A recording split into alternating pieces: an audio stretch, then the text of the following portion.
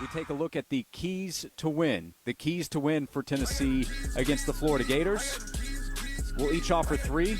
Jason Swain, would you like to lead us off? Absolutely. Number one for me is no special teams touchdown allowed or short field being set up for the Florida Gators. We have talked about the Florida offense and how they have struggled. They have struggled with getting vertical, with explosive plays down the football field with their passing game. They don't have a lot of receivers that can stretch the field. That's something that Chris Doran, former Gator wide receiver, came on the program yesterday and said himself. You can turn on the film, you can look at the stats, and you can see that. Make Florida go 80 yards for a drive or even more. Don't allow Florida to block a punt, scoop and score, or set themselves up for a short drive and score. So, number one for me, no special teams touchdown. So that means if we're kicking the field goal, protection has to be on point. You don't want to block kick and scoop and score. You want to block punt and scoop and score. You do not want, and hopefully we're kicking off a lot, right? Fred predicted we was going to score 42 points. Well, if you're doing that, that means you're kicking the ball off. We don't want any kickoff returns for a touchdown. Hopefully we're not punting that much. We don't want to give up a punt return. So no special teams touchdown or any type of situation where we're giving their offense a short field. Number two, keep Richardson under 50 yards rushing. Against Utah, he goes for over 100 yards. Last year versus Ole Miss, Matt Corral almost had 200 yards rushing. He had 30 carries, 195 yards. If you don't allow that, you beat Ole Miss. Keep Richardson under 50 yards rushing. He had 6 attempts versus Kentucky. 6. That's it. 4 yards total. His longest run was 4 yards. Kentucky did a really good job of putting pressure on him, but also when it was second and long, third and long, did a really good job of forcing him in the pocket and keeping a spy just in case he wants to run. So we don't want Richardson to beat us with his legs. So I think keeping him under 50 yards, very, very, very important. And then number 3, lead the band, Cinco. Lead the band, Hendo Cinco. And what I mean by that is you have possibility of Cedric Tillman not playing. You have Jabari Small that's banged up. You have Sampson that's a little banged up. It's about Hendon raising his level of play and making guys around him better.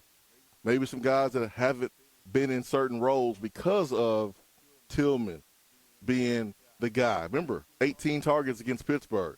Who's going to get those targets? Who's going to step up?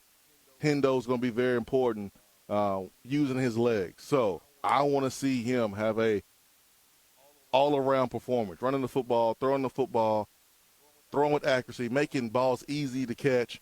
This is an opportunity for him to have a lead the band type of performance. That way when the game is over and our players are over there with our students, with our band, I want to see Hendon Hooker on that ladder leading the band.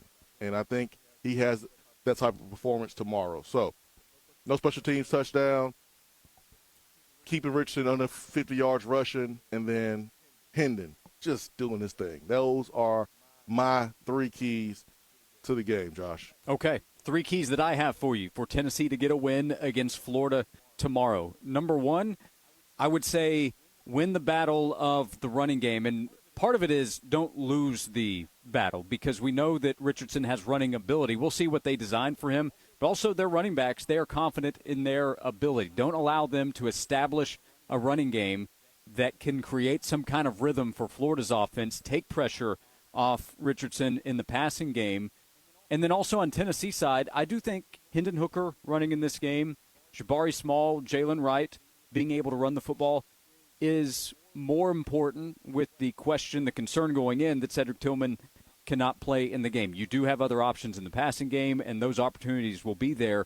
But I do think it's very important for Tennessee to be able to run because if Tennessee can't run, then that's maybe a bad sign of the way the offense is going, and it starts to put pressure. Florida will put pressure on Tennessee's quarterback to test their passing ability without Cedric Tillman if he's unable to go, or if he is, we know that he's not at 100%. So limit their ability to run and get something going on the ground offensively. Also, USF ran all over the place. We'll see what Ventrell Miller's status is at linebacker officially. But if USF can go for 300 yards, then you need to be able to do something at home on the ground. Number 2, this would go in line to your first point. Don't help Florida. That could be special teams. That could be turning the ball over. That could be mistakes on defense that allows them, we talked about in our last segment with Fred White, leaving lanes open for Anthony Richardson to pick up some easy yards on the ground, which would help build his confidence. Don't help the Florida Gators. Yep. How many times over the last several years have we talked about Tennessee being in this kind of spot, being a 10 to 14-point underdog, and we say, well, if Tennessee can take the ball away a couple of times, if the other team can do something to help Tennessee, they'll pull off the upset. The same applies to Florida now. Do not help the Gators in a tough environment at Neyland Stadium. And then number 3, the first 30 minutes, this one speaks for itself. You get out to a really good start. You have a good first half of the game. I do not like Florida's chances. Now, I put this number 3 partly in order. I don't think it's a must. If it is a close game, Tennessee has more offensive explosion to where it could take off at any time. Mm-hmm. But Florida, I don't think, has that. If you have the better first half, I don't like Florida's chance to come back. Part of that is you get out to good starts in each individual drive offensively. We know that Tennessee, statistically, if they pick up a first down, greatly increase their chances of scoring on that drive. Well, how about this? Florida, so far through 3 games, 123rd in the nation in being able to force 3 and outs. Ooh. They don't do it. If you have a good first down, if you're able to have a good start to the drive, pick up a first down, Florida's going to have a tough time stopping you. And then at that point, it could be on for Tennessee's offense. So my 3 keys: win the battle in the running game, do not help the Gators, and have a good first couple of quarters. You go into the half feeling good, I think you'll come out of the game feeling good. Oh, I like that. You mentioned starting fast the first 30 minutes, and I wrote down Anthony Richardson's pass attempts in each of their games. He threw the ball 35 times against Kentucky. You don't want him throwing the ball 35 times if you're Florida, but if you're Tennessee, you get up early. How committed are you going to be to run the football while you're still trying to get back into the game?